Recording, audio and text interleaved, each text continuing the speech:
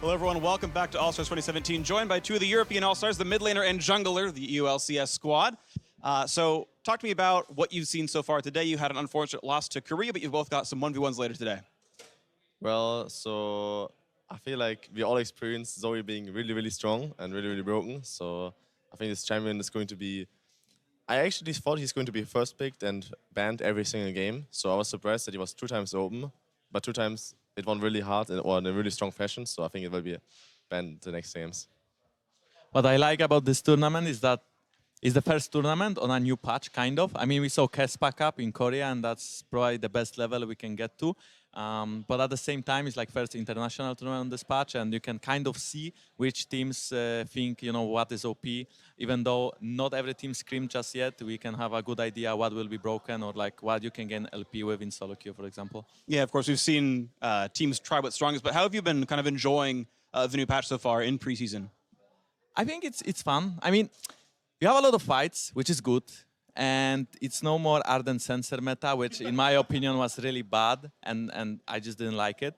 What I don't like is that, you know, we still have some balance issues, but that will be fixed probably until the season starts. You know, we are still in preseason. Like, this tournament is not as important, and, you know, the whole season didn't start yet. So, like, we still have time, but the game is overall more healthy, I believe, and just fun to play. I really enjoy having, like, so many skirmishes and fights. It's, like, always, like, 50 kills, 60 kills plus. It's, like, kind of the old days again, where you just like not many like late game 50-minute games. It's like it's more fun in general, and as I can just agree to Jankos, there's some balancing problems, but in the end it makes more fun to play in general.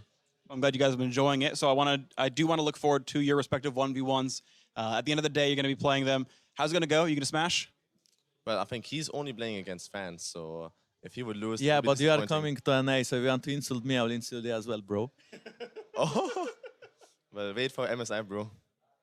Okay, sure thing, but I don't believe your team is good enough, my friend. But I mean, whatever, we'll see. I don't even know what team I'm going to play in. Yeah, I mean, I don't know either, but... Wink, wink, nudge, nudge. No idea what team we're going to play on. But you see, that's the point. Even though you joined any team, it still won't be good enough, you know? Because you will be there, so they won't be at MSI. So you're playing all in A region? Holy shit. I mean, you're not on TSM, so we already know you can't possibly win. They win everything.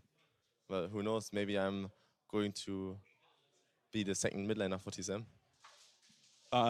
Sure. All right, moving on to the next set of questions here, actually. You guys are going to be witnessing LMS facing off against Korea at the end of the day. You will be rounding out your group stage tomorrow. Talk to me about what's going to happen for your 5v5s the next day and your chance to make it into the top 4.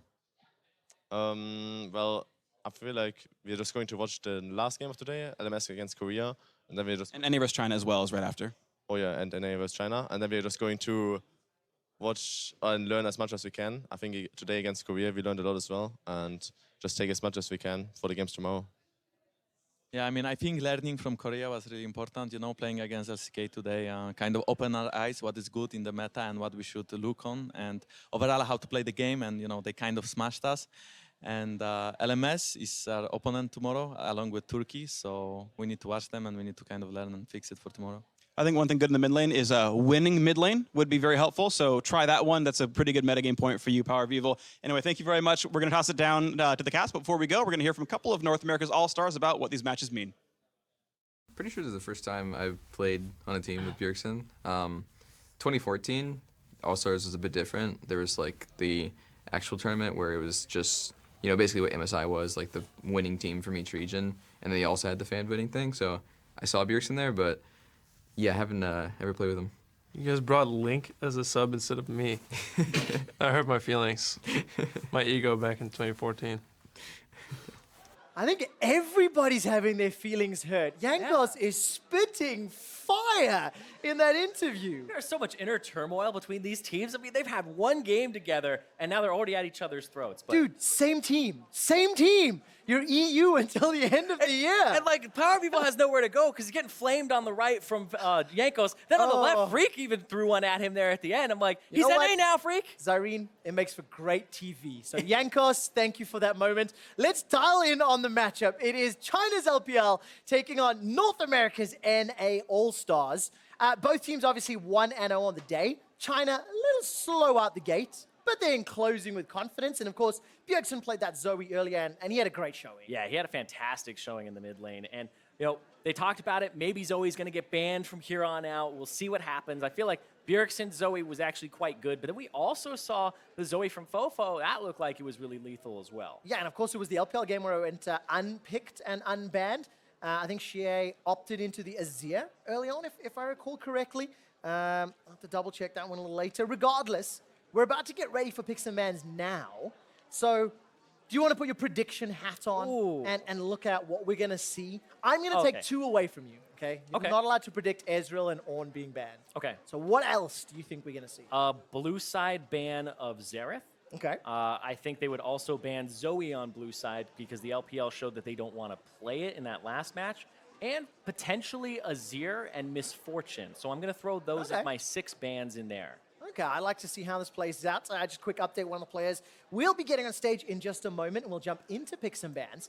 And of course, both of these teams already picked up a victory today, already 1-0. I like Sneaky with the glasses there. He's like, Sneaky W. Awfully provocative photo there from Sneaky. Definitely bringing sexy back on stage.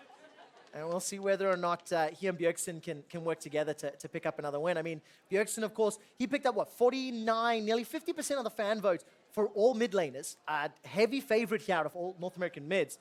Over on the other side, though, looking at Uzi, he picked up 85% of the AD carry vote from China. I mean, that is a monumental amount. Oh, yeah. Uzi, incredibly popular. And this whole team for China is incredibly popular. This is the team that got those LPL awards for the 2017 season. Minus Xiye, it was Xiao who picked it up.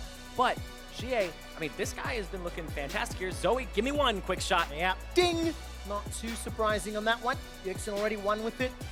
Let's see, Ornn, Ezreal. There's the Ezreal, not too surprising. It's going to most likely grow into those red side bans, as you mentioned in the previous game. Then what about picks?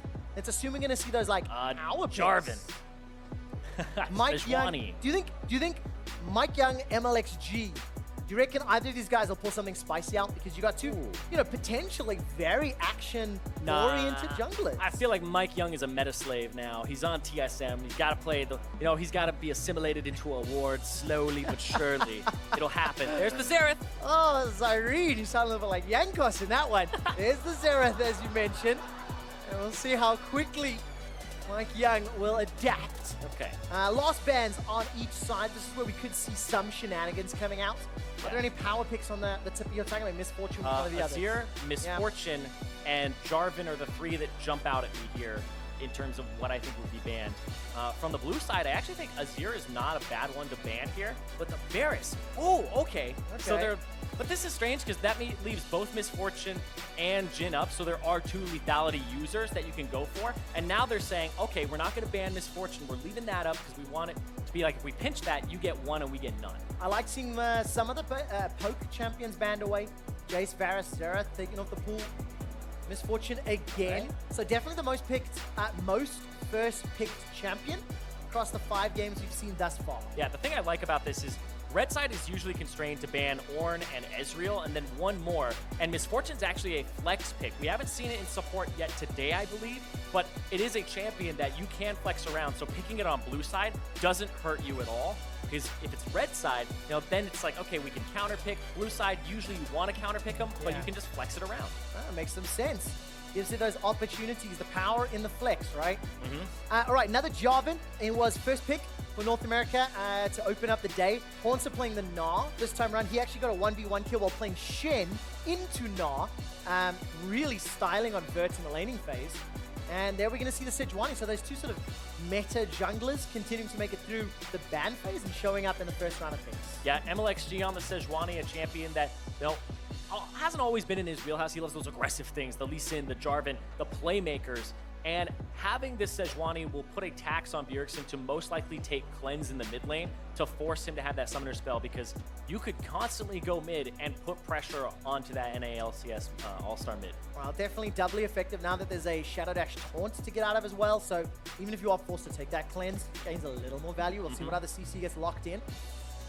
Sneaky. Is he going to go for a Jinx? I don't think so, but where do you think it's going to change to? I think if he is picking an AD, it's Jhin. Yeah. It's his babe. When this champion first came out, he was on top of it, playing it constantly in solo queue. Even when people don't think the champion that's a new AD carry gets released, Sneaky's like all over Kalista, all over Jhin. He's always pioneering these guys, and people are banning it from him, but now he gets to pick it up. Don't know the matchup just yet in the bottom side. Yeah, we'll have to see if he can put on a performance that equals BB's from the previous game. Definitely have a good one to stand up to. What do you think? 1307, I think, with a pentakill to boot. So, come on, Sneaky, give us another. LeBlanc out the gates. That one is banned away. So, does that signal some sort of control mage? Well, Xiye is the response. What's next? Talia is also a champion that's up there in that echelon, in that tier. Galio kind of fell out of the wayside right after the changes, the shift to AP, and Talia's kind of that one that's remaining as the roamer alongside Ryze. So Talia, Ryze are kind of the ones that are in that tier. Vel'Koz is mostly a counter pick, but looks like they're banning around to try and find, you know, don't just crush that mid pool. Put a little towards support too. Yeah, get rid of some of that engage. Aftershock Leona is doing so well.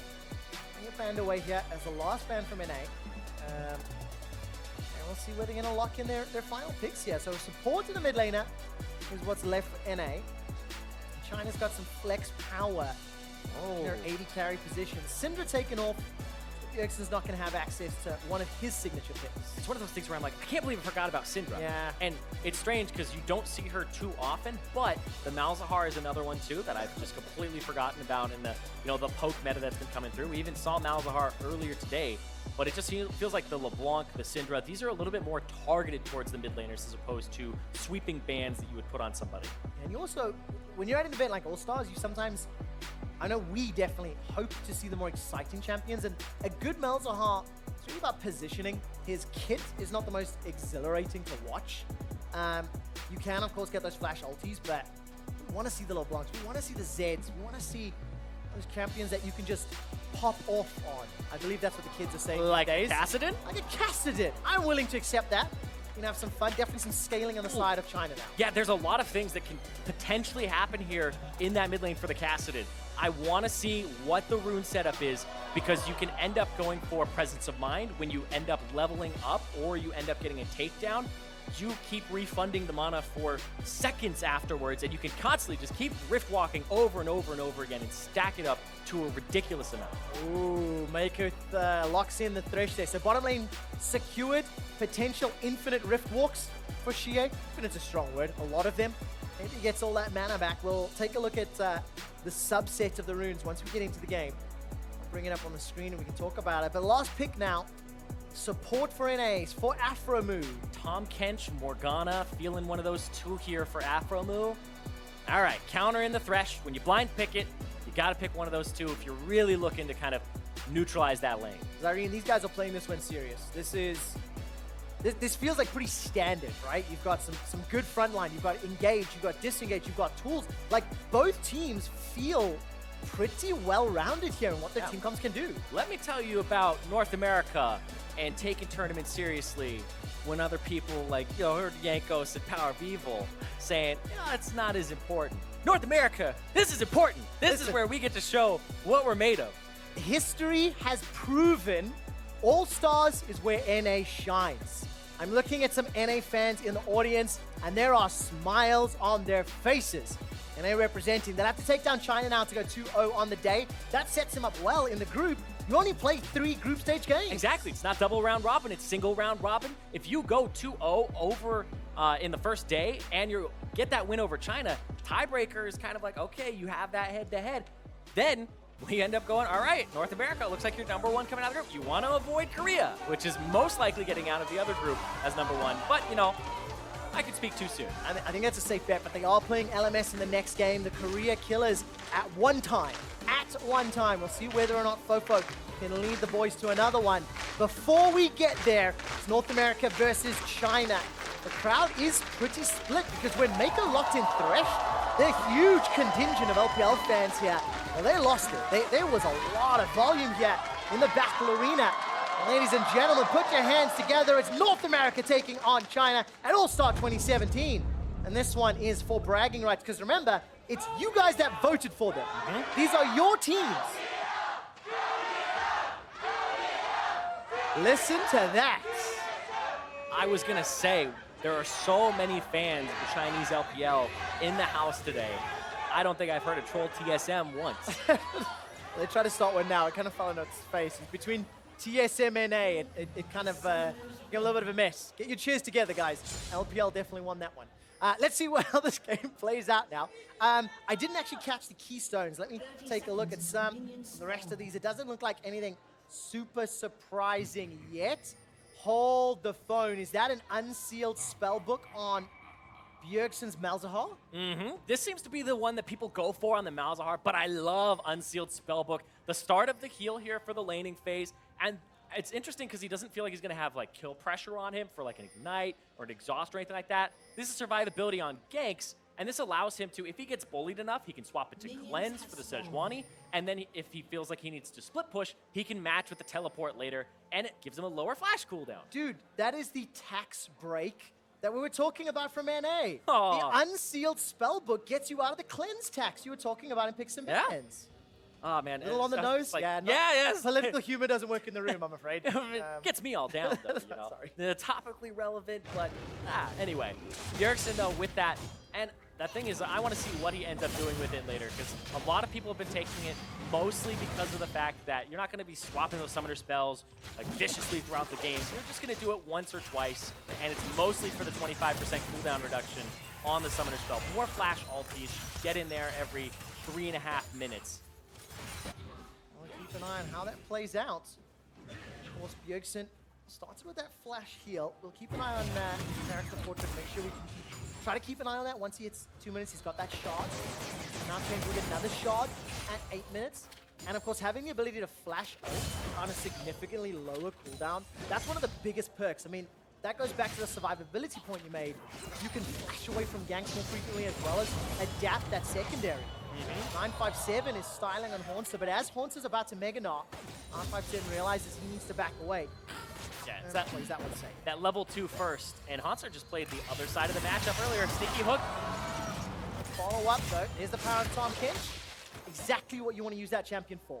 Yeah, and the fact that he has Guardian as well makes it so that he's faster and he gets the shield over. But look at this, MikeYeung ganking the bottom lane. Well, definitely not role-playing award yet. Get the flag and drag, but defensive flash from Meiko means he's able to escape safely. It still counts. That's going to be an easier target if Meiko ever gets caught by that Deadly Flourish. Yeah, and it's more of the aggressive lane on the side of China, but NA, oh, hold on though. I don't know if they saw Mlxg here. It does look like a ping came down. I'll look for that stun. Not going to really follow it up just yet. Here's a couple extra tags. There was some support from MikeYeung to back up or anything like that. Yep, there's the aggressive lane. Oh, the play not going to find its target. You can feel the tension building up in this lane. One misstep could cost first blood. Yeah, Sneaky there actually just got a biscuit delivery, and then so we pop that and a potion, so you see he's ticking up quite quickly. He'll be near full health again, but he took the boots 4 pots at the start because he knew the lane was going to be a bit oppressive if he got hooked. Very, very cheeky play. Just get rid of that blast cone. Remove any surprises, the potential for surprises. Good play. The Devour comes down from Afro, and he goes out. Death Sentence finds himself a catfish. But aphromoo with flash, with exhaust, and the fact that Uzi was low, not a kill threat yet. Yeah, I actually believe that the Guardian from aphromoo gave Sneaky a shield inside him, so the Ignite ticking down actually wasn't as effective because he was shielded inside the belly of the Tahm Kench, and Bjergsen already swapped the summoner. It's going to work out, obviously give Bjergsen the ability to get back to lane. Flash, teleport now. Summoner spell choice, he'll get his next shard optimization, or shard alternation would be a better word, at 8 minutes. So get that TP off cooldown again and decide where he goes next with it. Unfortunately, we can't break down any of the other runes. Don't have access to that information on the Kassadin, so we'll take a look in the post-match. The specifics of Bjergsen's unsealed spellbook. We've talked a lot about the bottom lane. Let's make our eyes towards this top lane. 957 on the Shen, playing into Hauntzer. Hauntser's already got himself a 7 CS lead. It'll be even out soon-ish. But nope, not going to do that, Zarin, because it looks like there's both junglers in the bottom lane. Yeah, looks like gank and counter gank. Uzi versus Sneaky at the start. The target. Remember, Meiko's got no flash. It was blown earlier. MikeYeung in North America, they get one back. Mlxg's looking for an Arctic Assault. He's not going to fire the target, though. and backs away in a punish. The Summoner Spellless Meiko. Yeah, Meiko flashed earlier from the gank. Look at that, the flash! Oh, nicely done, MikeYeung. There you go, Rookie of the Split of the Year. No doubt. Oh, you giving him that title? Oh, man. I'm doing it. I'm doing The it. whole year. Yes. Yes. MikeYeung, though, I mean, this guy, he's so young. He came in. This rookie has been working both when he was on Phoenix 1 and now with TSM. He did coaching for Scouting Grounds. He's incredibly active, passionate, and really wants to learn pretty much everything. And right here, going in, has no hesitation. This is those niddly plays transferring to a Jarvan. Flag drag, flash for the knockup, follow up, no hesitation from Sneaky, knowing that Mike is going to make that play. The communication, pretty crisp there. Oh, really nicely done. I love seeing that flag and drag flash. It gives North America a 1,400 gold lead. Both kills in MikeYeung's back pocket and doing very well to open up the game. Is that kind of what you would expect if you look at some of the lane strengths? Yeah, I mean, Jhin, TK, there's the potential to dodge those Thresh hooks we saw play out multiple times. Yeah, it usually, like I said, the Chinese bottom lane here of Uzi and Meiko would have pressure because of the Miss Fortune Comet poke and the Thresh being a range support. But aphromoo and Sneaky with the Tahm Kench, you can counter, and that's exactly what they did. You went aggressive, they countered, but I feel like the jungle timing is what really messed that one up for China, was MikeYeung being down there twice before MLXG has been there kind of once. Yeah, really, really good point. MikeYeung pitching a little bit of a tent, but it gets the team ahead. I mean, it's an extremely sizable lead this early in the game. Serrated Dirk, picked up by Sneaky, got himself that biscuit delivery to go with a refillable potion. Equalized by Uzi on the other side. The CS deficit, obviously going to be in Uzi's favor, so we'll keep our eyes on that number and how that'll play out, because Sneaky, again, you just see Uzi's in his face, even though they've conceded those 2 kills. Yeah, that was something I noticed from Uzi at Worlds. I feel like he really started to pick that up, and even in the LPL, where even if he has no flash, or Meiko has no flash, or even his support in the LPL, he's still going to play past the halfway point because they'll ward up, and this is what pressure is, right? Usually you need 2 points of pressure to really make something happen on a map, and even when they're at a disadvantage in summoner spells and whatnot, they're still going to push up, and it'll force the jungler to deal with it, or they lose turret damage. Yeah. So camping Uzi can be a very viable strategy, but they have to get something else for it on the Chinese team. It just gets so much more difficult now that 957 has got his stand united as well, so that get out of jail button is available. Uzi's like, I don't care about your lantern. Wait, MikeYeung on MLXG? MikeYeung's not going to predict the pathing from MLXG. Now MikeYeung's in trouble. Here comes Xiye. There's the stand united. Cataclysm goes down, but that's a kill to 957. Now that window of opportunity to punish bottom is opened because stand united's on cooldown. Exactly, but still, I feel like that's kind of looking at the silver lining there. MikeYeung went into the jungle, found MLXG. Bjergsen doesn't have priority or anything even close to it, and they're just going to get there faster. Well, I'm glad to see MikeYeung still playing aggressive, forward, invading. It was reckless, right? It was a brave call, opportunistic call, and it's punished well by the LPL. Yeah, and the fact that he was level 6, I feel like what he's looking for here is if he lands the EQ knockup onto MLXG here, he would be able to take enough damage, reduce the armor, potentially kill him by ulting, but MLXG still has smite to smite the red buff and get HP back, so he is more than fine in that situation. Yeah, Sneaky was super late to the party as well. Yeah. Not enough support there from NA. He jumped down to the bottom lane. As a jungler, I blame myself in those situations, but hold up. I always blame you. And Mlxg's going to flash defensively as MikeYeung was looking for something. But yeah, I've come to learn, you know, a lot of time it is the jungler's fault. By the way, down in the bottom lane, Uzi used the bullet time. It is on cooldown. Didn't quite see if it was for a kill or anything, but no flashes or no other summoner spells blown, so could just be farming, could just be for pressure. Either way, we look top again at 957. That kill actually so helpful to keep him relevant because he's down 24-6. Yeah, and it looks like he's going for armor first to, you know, kind of deal with the Gnar, but then Tiamat in his future here to just wave clear, push Hauntzer in. And this Gnar, I mean, he doesn't have press the attack, right? There's 2 kind of Gnar paths. You go press the attack if you want to just constantly hit the guy and it's one of those matchups, or airy, where you throw the boomerang and it'll land and then that's kind of it, and you keep having that pattern. So this is a matchup that Hauntzer actually opted not to go for press the attack, but instead go for Airy, and I think the reason is because the adaptive AD is worth more in the sorcery tree than having precision attack speed on Gnar. That makes sense. And in terms of preference, do you like this Airy more? I know we talked about how much you like adaptive damage and how useful it can be at different stages of the game. Yeah, I feel like last hitting early on with that attack damage is just way better than having the precision attack speed. It's not going to help Gnar at most points of the game. So I do actually prefer this on Gnar most of the time. And I guess it also makes sense when you've got that advantageous lane matchup, right? Gnar into Shen was already pretty good, and now this extra AD can do well. I mean, Yeah. what, 24 CS already? Of course, there was a Stand United use, so Yeah. keep that in mind. I wonder if you leap on somebody's head on a teammate, you Airy them. Airy? We'll have to keep our Yep, eyes on I don't know. Well, here goes the Dragon Strike into Demacian Standard. MikeYeung looking for MLXG. It's Sneaky that gets the kill credit. Third of the game for NA, and golf claps here in the arena as that lead is stable at 1,000. Yep, and they're going to go right for this Mountain Drake. MikeYeung, you know, you do it once, messes up, blame the team, do it twice. Hey, that's what it looks like when everybody's on the same page. Goes for MLXG again, starts punishing him. Dude, the lights in this arena are pretty, like, snazzy. There's something like disco lights whenever a dragon goes off, and it's pretty fun. NA, they're celebrating, they're dancing. We always do it a little too early. Week 1 sets in, and we go crazy. Thankfully, All-Stars 1 week. 1 week, there we go. There's no week 2, so Yeah, week 1 NA. no 0-9 NA. Too soon, maybe. Let's see what they can do. All right, Xiye now and Bjergsen.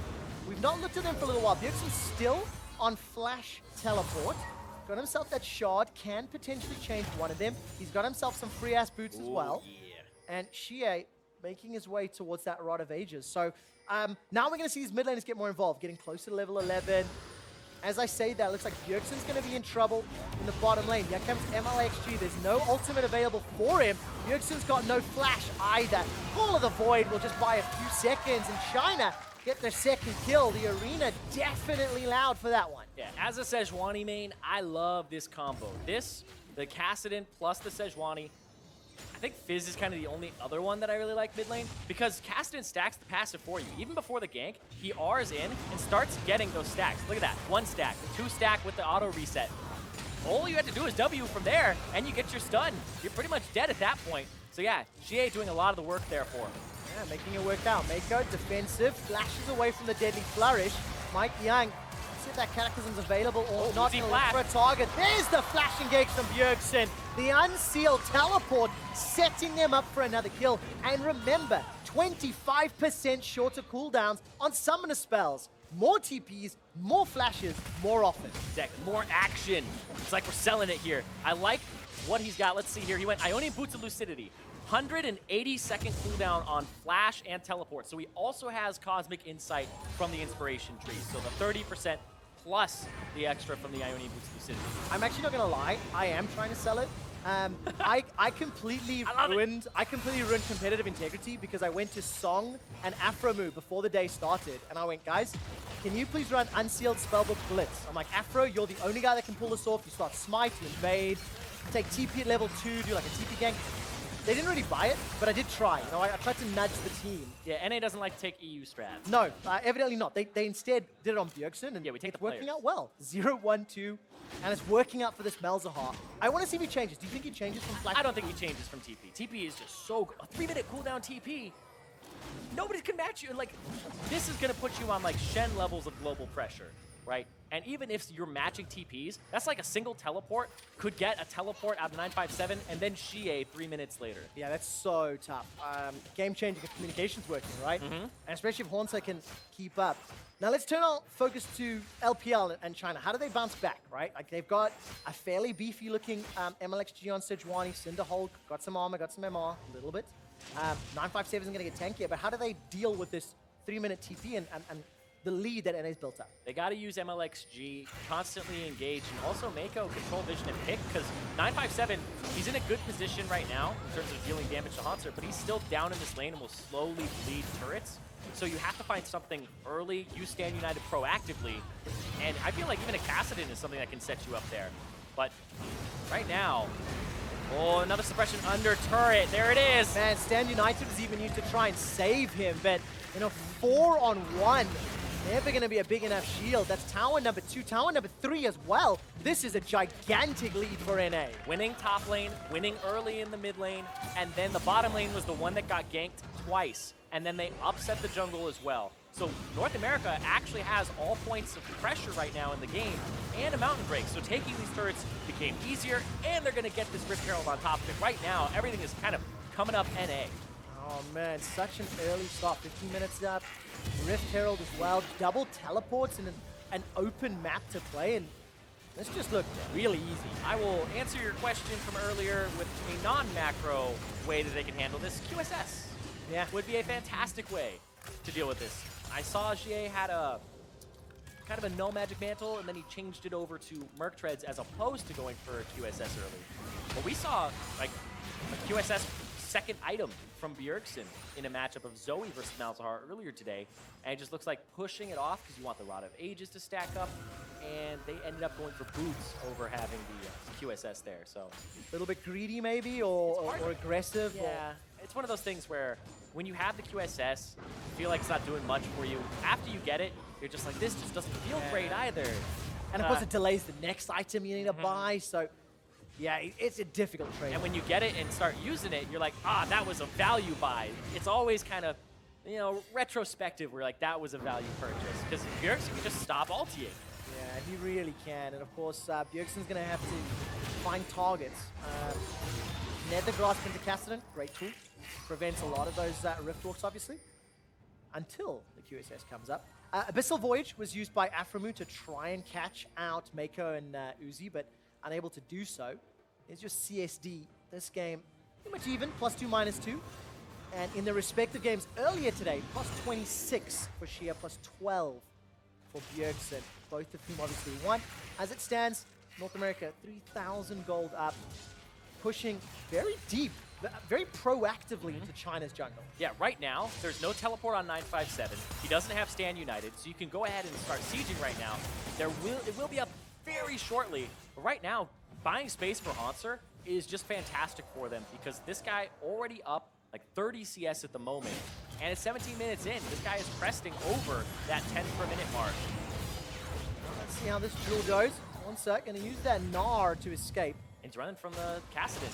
Yep. Pulling 2. Support coming up. That Titanic Hydra from 957 and the support working out. Teleport now being channeled by Bjergsen. Remember, it's about a 3-minute cooldown. Mega Oh, not they keep timed up. going? Xiye continues to chase. That's a great silence on to 957. They turn it around. Now 957's down. The crabs are spreading. Look at the damage onto Xiye. Continues to run for his life. Riftwalk is available, and he's got the mana. The Glacial Prison goes wide. Mlxg's looking for Bjergsen. Backup's here. Uzi, the bullet time found nobody. Now China are running away. Defensive flash from Uzi. Curtain call. The shots miss. 2 and 3. Number 4 does tag Uzi, and the 4th catches Meiko. Aphro wants Another him. Abyssal Voyage. Afro's hungry, looking for a devour. Get in my belly! Flash away from Meiko. Nobody is available. And China, how did you get away with that?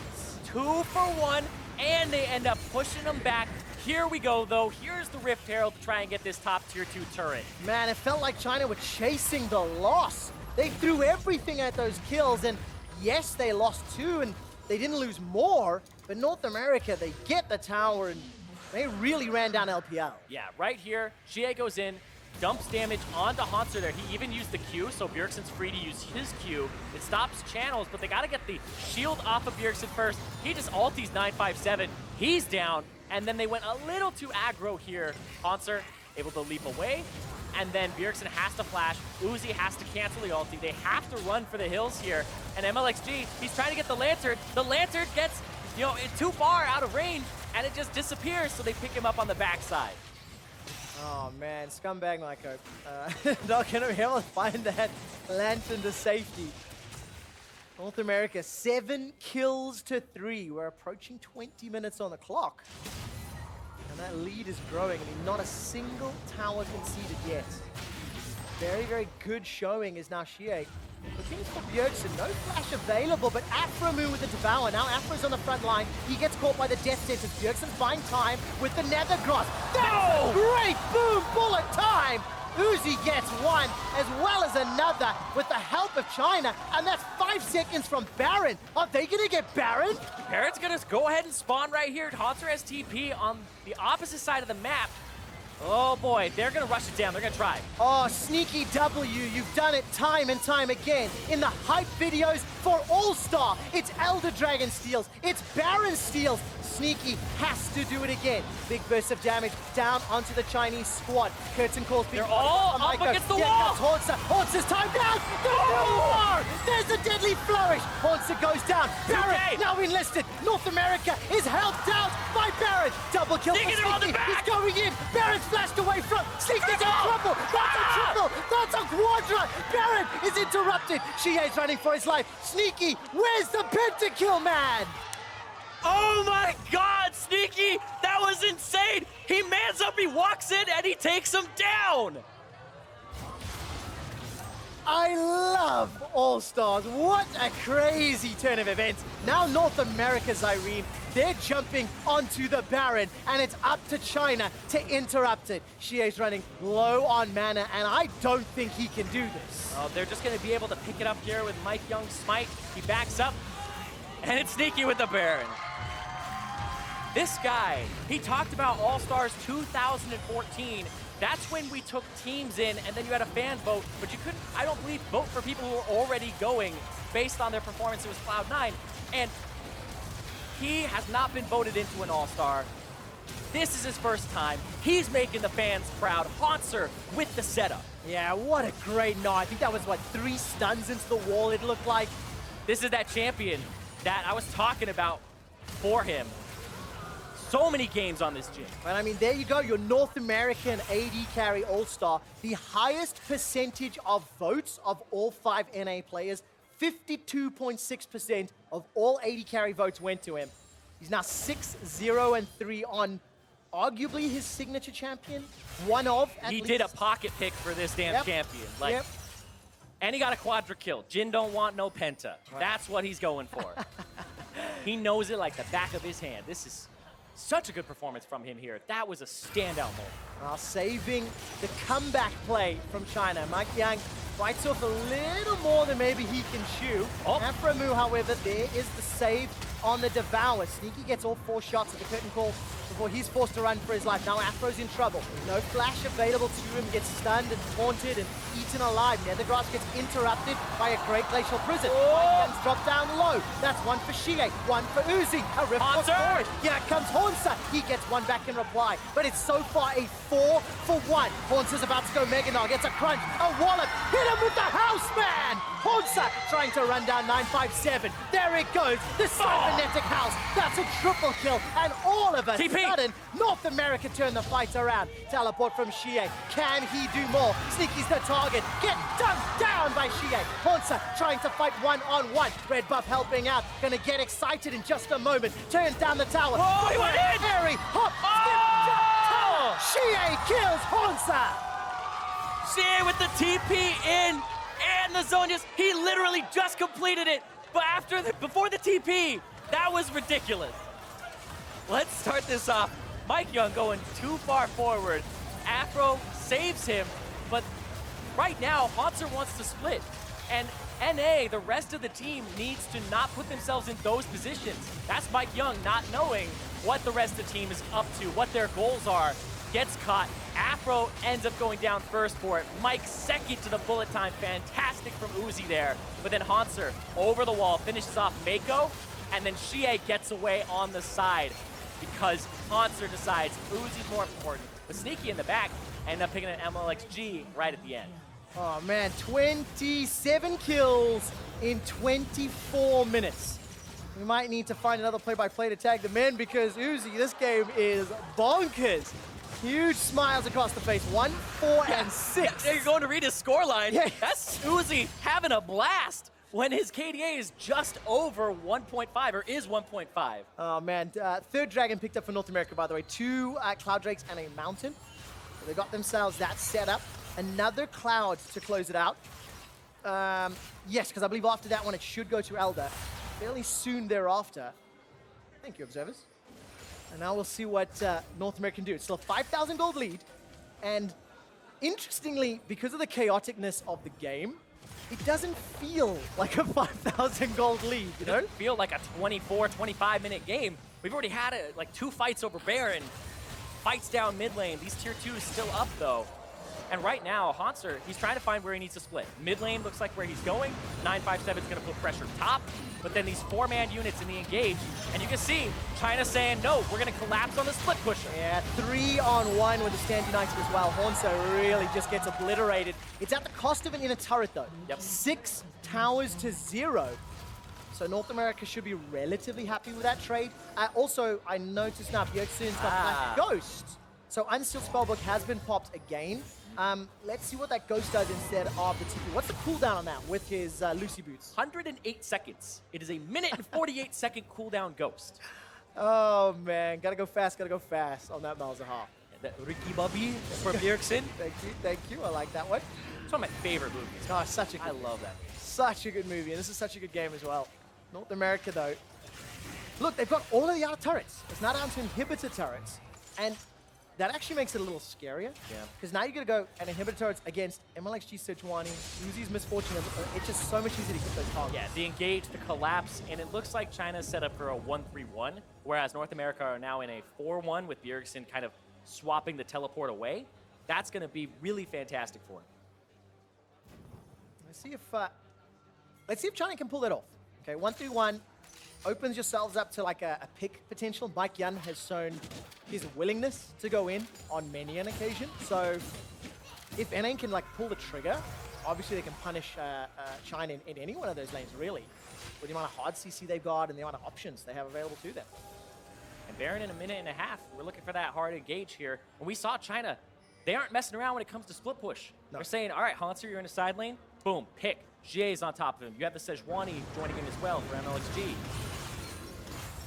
So Hauntzer has to be careful. And he also can't let it get to his head. They need to ward properly for him, which you see they're getting this side of the map away from, on the opposite side of Baron, ready for him.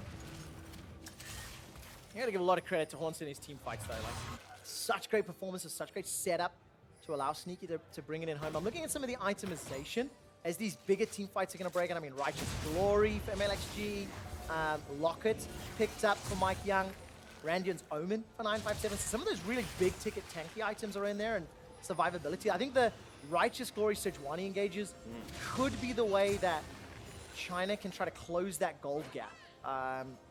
Could be the way that they can look to catch out someone on North America. Yeah, it always kind of sucks, though, when you're up against a Malzahar with his passive, and then you also have this Tahm Kench. So you're really looking at the Tahm Kench before he gets like a QSS to try and engage on him, but it doesn't feel great. It's really hard to pick somebody here. You have to kind of go for a full team engage. Well, that's what we're going to have in just a moment. Bjergsen's trying to play the bait to at least pull the minion wave. Yeah. Deny any of that tower damage. It's also so that the LPL can't push mid and go into the Baron pit. First tower of the game picked up for China. 28 minutes is the bottom outer. It's going to start to close that goal gap. I mean, 4,000 is... Bjergsen started it. Huge right now. Those Void Swarm's going to be helping out. That'll tank up Baron for a very long time. Stand United will take time to get there. And there's enough burst damage between Sneaky and Bjergsen to kill somebody on the LPL All-Star team. Death Sentence goes wide. This is a battle for mid-lane priority and control. But they're losing turrets simultaneously. 957 playing the split push game here. You'd have to start up the Baron. There are no more scryers on the side of China. Gnar's timed out as well, so there's another small window of opportunity here for China if they want to look for an engage. North America, though... Oh, it's a really good push, but they're going to give up the Baron pit control here. Do China actually try to start the Baron? They just fight the vision? We're going to have a lost fight. themselves an inhibitor turret. There's going to be a fight here. Mlxg and Xiye on the backside. They can catch somebody here on the retreat. Are they going to go for it? Well, China a little bit split up. Uzi started to recall from the pit. Meiko's hanging out by the banana bush. TP. Teleport coming down from 957. Remember, Stand United back if the fight breaks out. Yeah, he wants to pull Hauntzer to the side lane, but Hauntzer wants to be with the team. Well, there we go. A little bit of burst damage coming down as the timer pops out. And 957 using that split push with the Titanic. And here's runes to advance and make that ever quicker. Yeah, Demolish is such a great rune to have. Not a keystone, but a rune. in that resolve tree, and they're picking up turrets now. You said it was 0 a second ago. Look at this, the engage. Glacial Prism in the back end. That's going to slow any sort of re-engage coming down, but the Devour saves MikeYeung's life. I think Mlxg did a pretty good job with that ulti, trying to zone away the North American re-engage. It caught Sneaky full on, and Sneaky, of course, did use his flash. So summon a spell blown for a pending Baron fight. In actual fact, MikeYeung did as well. So 2 of them down for this next big engage. Yeah, they were kind of hanging out by that turret when Hauntzer had backed, and he was still running out of the base. So it was actually a fantastic engage from China to throw the Sejuani ultimate and just get in there and try to get somebody. But MikeYeung kind of went to their hands. Look at this, Story taking so much damage. All right, Baron's down to 50%. MikeYeung has not yet backed from that last defense. Didn't work out in saving the tower. Try to pull China towards them into the Baron pit. Deadly Flourish. Going to be enough to root down Mlxg, but at least gets a little bit of poke damage. Sends a Comet flying.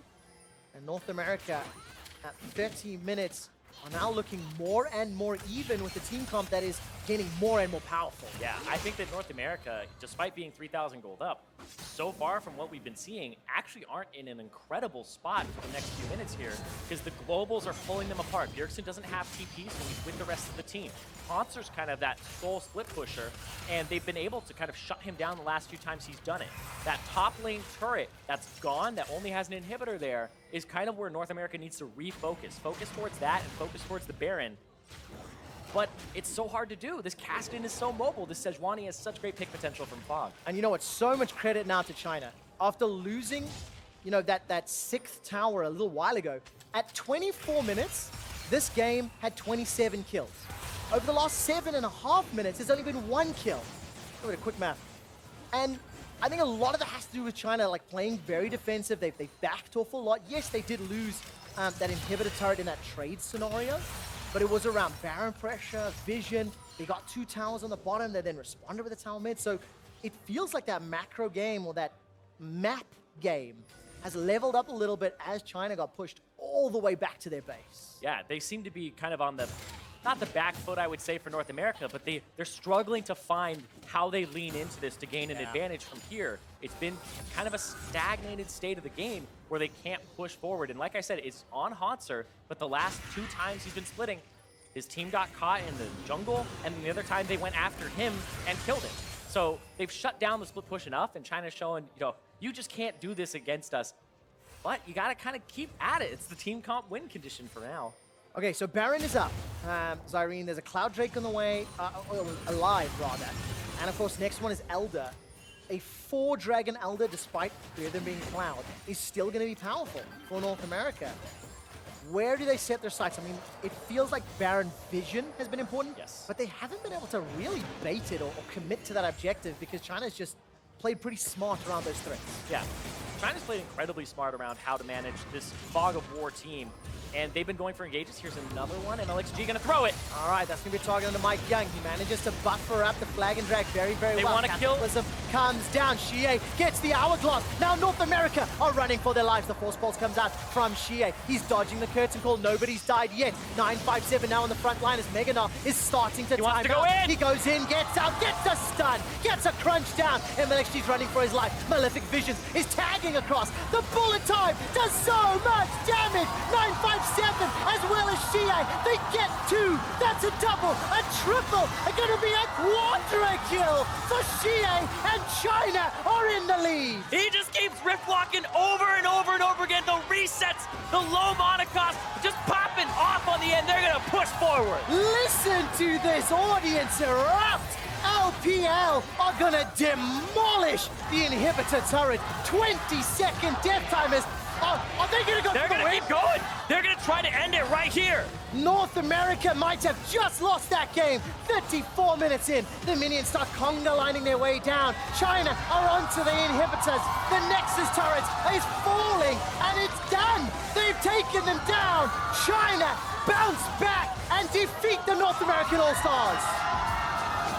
The smile on Uzi's face, premonition of what was to come here.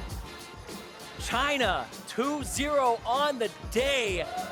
Even in a bad position to start, they come back, they come in swinging, and they find the moment to turn the game. Oh man, after such a strong early game, it is heartbreaking to see North America lose that one, but so much credit to China. They dug deep, they defended well, and they played exceptional from behind. Yeah, you saw that they ended up shutting down the strategy of the split push with Hauntzer on the Gnar, and so it became more about grouping up for the team fight. They went for a team fight. Nobody still had QSSs. This is one of those games where you're just like, wait, if somebody dies to that, you're like, what the hell happened? But Xiye gets ultied from Bjergsen. Shen ulti comes through. He hourglasses afterwards. He starts resetting as North America try to chase down Uzi, who just bullet times it up. Huge smiles on the side of LPL. You can see them celebrating with the fans here in the audience. Great to see the turnout on the LPL squad. And of course, Bjergsen just a moment ago there, heartbroken. So China 2-0 on the day, gonna take the early lead in their group. And after being down, what, like 4,000 gold? I think you can see where some of the mixed team challenges come in and something like this, because it was the late game, that final hurdle, and they couldn't get over. Yeah, and it looked like their communication was on point, though. Everybody knew what they should be doing. All the individuals, pound for pound, ready to shut down the NA strategy. It was 6-0 in turrets at one point. It was, and it did not result in a win. To hear more on how China won, let's head into the analyst desk. Thank you very much. Quick shot. Definitely not the result we expected, at least from the midway point of the game, based on, as they mentioned, the goal differentials. And then, hey, all of a sudden, China comes away with a victory, ahead now in the group. 2-0. Overall, though, this game very exciting, relatively close throughout, very kill-heavy early, then kind of that stall out until the game decided. I was getting all hyped up, James. I was like, oh, look, the 2 weeks of practice, no problem. And Kobe literally was like, I can't wait to kick off this segment by trash talking for like a straight 2 minutes. I'm in the middle. Look, even though my name's Papa, I'm still between these two parents who are bickering. And my biggest takeaway here was how quick the acceptance came for the NA cast. He was on cloud nine, literally. He was right up there, so excited, and then instantly it's like, okay, we lost. Yeah, I can only feign surprise so often, Papa Smithy. There's no feigning. Things are starting to feel a lot more normal here in NA all of a sudden as China bests us. But let's take a look at it, because there's a lot of really cool stuff going on in this game as a whole, as well as some individuals that I really want to call out, one of which is Sneaky. Let's dive right into it. This guy pulling up a huge quadra kill to save a Baron, save the game in a sense for North America and put them in the driver's seat. I mean, this is the classic play. Right now you see two teams in their natural habitat throwing over Baron. I know North America, you guys started this, but the LPL, we have perfected this play. And Sneaky just rocks up and is like, why, hello there. How can I assist you guys? And look, Sneaky's someone I followed from afar in many different ways. It really does feel like, correct me if I'm wrong, Kobe, it feels like he has aged like a fine wine. In the past, this was the guy no one talked about on C9. The focus in 2014, when he was last on the All-Star stage, was on Meteos and other members of the team. It feels like every year our expectations for Sneaky, and even where he is on a tier list, it does feel like it rises. I didn't hear a correction, so I'm going to take that as an affirmation. You didn't give me any time. He's been talking the whole time. Sneaky is very much a fine wine. Talk to me about Sneaky. Honestly, yeah. For a long time, everyone was always like, yeah, the consistent member. He was right? number 3, right? It felt like he was always top 3, but number 3. And that's why, Double Lift was often voted into the All-Star team. We see that over and over. But with the international performances and people really starting to take into account how far and how valuable it is to have that consistency, Sneaky's stock has risen. And he also comes up with a quadra kill here. Not to be, understated, though, for Hauntzer, the setup there with that Gnar, the huge, 5-man setup that he was able to get. So definitely need to give credit back there. And I also want to take a look at Sneaky's lane phase. Yes, MikeYeung, he got into the Discord channel. He figured out where Sneaky and aphromoo were. He's like, I can actually talk to these guys and gank their lane. Right. But it always was, Sneaky is good in the team fights, but maybe a little bit lackluster in the lane phase. He was facing across from Uzi and Meiko. Those guys are disgusting in lane, and they certainly held their own with Sneaky and aphromoo. Oh, I mean, they needed the help down there from MikeYeung, right, in order to get out of that early lane phase, some of the abuse they were taking. But as we put focus on one AD carry and a particular carry in this game for North America, I want to look at the carry and the ultimate game winner for China. This was Xiye. You said, looking at this roster, this is the one guy who might not be considered, top of his role in his region, and yet he's the one who has the answer quadra for the win. This one brought to you by Acer Predator. But that's the thing, if you give Xiye his champion, he's going to style all over you. And as soon as the Kassadin was locked in, his Syndra was denied, his LeBlanc was denied, but he found it in the end, and it was Shen Kassadin combo. And yes, Xiye ultimately was the carry, but it was also 9-5-7 again, putting out a huge performance with the Shen ultimate. And it's so much about the team fighting here. The use of the big ultimates, how long this team fight went on, you know, the Gnar engagement there and then not being able to land follow-up stuns on any key members.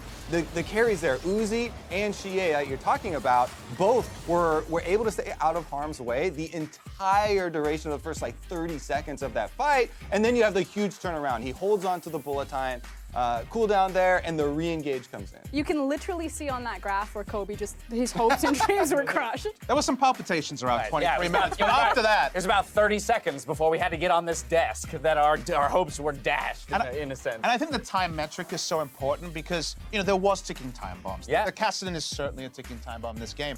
NA were doing the right things, but I think the casters called it out about the lack of kills after about 20 minutes, 23 minutes. That's when the stabilizing happened. Shen in the side lane, Kassadin in the side lane. You plug and play, and that's how it went, and China closed it out very quickly. And I actually want to look at MikeYeung, because MikeYeung had a great early game, but it really was that overreach when they were pushing down the mid lane. TSM had just gotten the Baron, Snakey had just had a quadra kill, so he's got a massive kill gold on him, or what's bounty on him. Yep. Hauntzer also has a massive bounty on him. And it's Xiye that picks up a double kill in the team fight that ensues when MikeYeung dives too deep. And then he picks up another double kill, taking down both the huge Gnar and the Jhin. And at that point, it's like, okay, Kassadin probably just got 15 to, 2K gold there. I mean, but that's that rookie status of MikeYeung, right? We saw a couple other instances, the early invade on the red buff. After the intelligent attention thrown towards the bot lane and gaining some advantages there, just every once in a while, not syncing perfectly with the team. But that's a characteristic of all stars in general, right? Just as an entirety, or as an entire event, this idea that you're taking hodgepodge rosters and saying, hey, play at the highest level, even though you've never actually played a competitive game together. There are definitely a lot of very aggressive and over-aggressive chase moves there that we did see him, the dives as well as the overextension in the jungle. So those are things that they're going to look to tailor. But there's excitement, right? There is still excitement, the flash on the flag and drag to make that second kill for the double kill. You just think that if Mithy is this quarterback who can really wield the weapons he has on that team, MikeYeung is a weapon. There is something about this guy. He does have the aggressive mindset. It's reining in the over-aggression that needs to happen. It's just the weapon that's got to be pointed in the right direction. Yeah, that Game 5 was absolutely epic, and it delivered the All-Star hype. We'll see if the LMS versus LCK can do the same. Meet us back here for Game 6 after the break.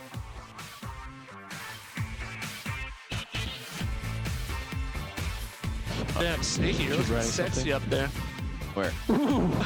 Ooh. My lord. Jesus. I'm gonna just. We're gonna push the way. I'm going. Sedge is above, Sedge above. Nice. Nice job, guys. Nice. I'm coming. Watch the smiter. Just kill. Nice. My fucking boy, dude. Let's get it. Yeah. Here comes Hauntzer. He gets one back in reply, but it's so far a 4-for-1. Hauntzer's about to go Mega Gnar, gets a crunch, a wallop, hit him with the house man! 9-5-7 as well as Xiye. They get 2. That's a double, a triple, and gonna be a quadra kill for Xiye, and China are in the lead.